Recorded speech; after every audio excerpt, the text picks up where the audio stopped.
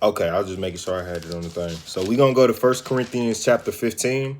Again, you could read this entire chapter, but just for time's sake and just to keep it in order, just to keep it concise, we just gonna bounce around and just read a few scriptures, but really go and read the entire chapter of First Corinthians 15. But Paul is talking to the Corinthians because there's some of them that don't believe in the resurrection of the dead. So early on, he's explaining, like, if Christ didn't raise from the dead, then we have no hope.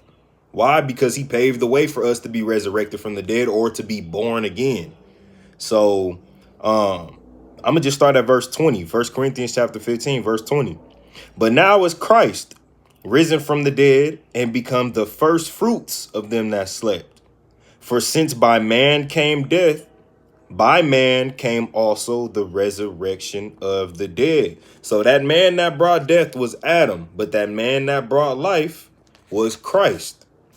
So now, verse 35 of First Corinthians chapter 15, because this is a question that some may have.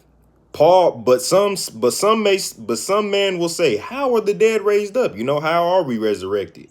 And with what body do they come? Because when we die, this body withers, it decays, and we just left with just bones and everything. So how are we going to be resurrected from the dead?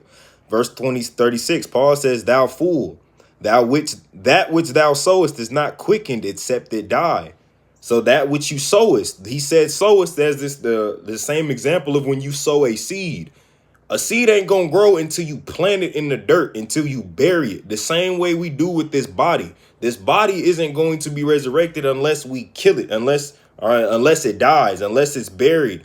This body is a seed. We're planting this seed in the ground in hopes that it bears the right fruit for the Most High when Messiah comes, for him to reap the harvest for the works that we've done in this body, and it pleases him as a offering. So jump down to verse 40.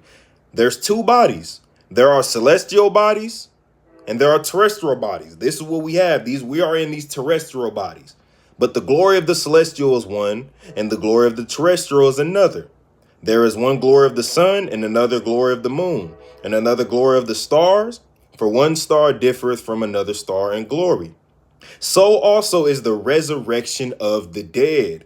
It is sown in corruption, and it is raised in incorruption. So this body, when it dies, when we die, it's symbolic of us planting a seed into the ground.